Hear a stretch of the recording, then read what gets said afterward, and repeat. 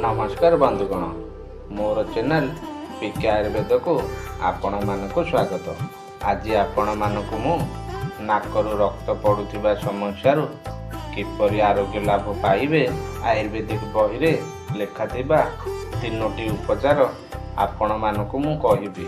एथिपई आपण माने वीडियोटी को शेष जाए देखंतु। यार प्रथम उपचारटी हैला केते गुडी दुब घास को आनी भल भाव सफा करे या छेची यार रस बाहर करने। यही रस को नाकरे आपण माने यदि किछि दिन पकांती ताहले देखिबे रक्तस्राव किछि दिन मध्यरे आपणकर बंद होई जिवो। एबे चलंतु जानिबा द्वितीय उपचारटी। आखु रस को किछि दिन नाकरे पकाई नेबे, देखिबे नाकरू रक्त पड़ुथिबा किछि दिन रे बंद होई जिवो।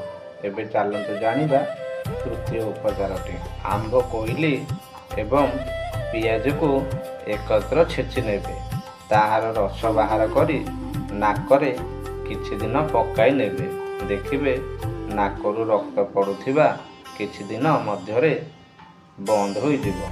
आगामी वीडियो रे आउ किछि औषधीय उपचार आपण मानकु मु कहिबे। एथिपई आपण माने मोर चैनल को सब्सक्राइब करी नोटिफिकेशन को ऑन कर दियंतु, जहा फल मोर आगामी वीडियो आपण मानक पाखरे पहुंची जिवो।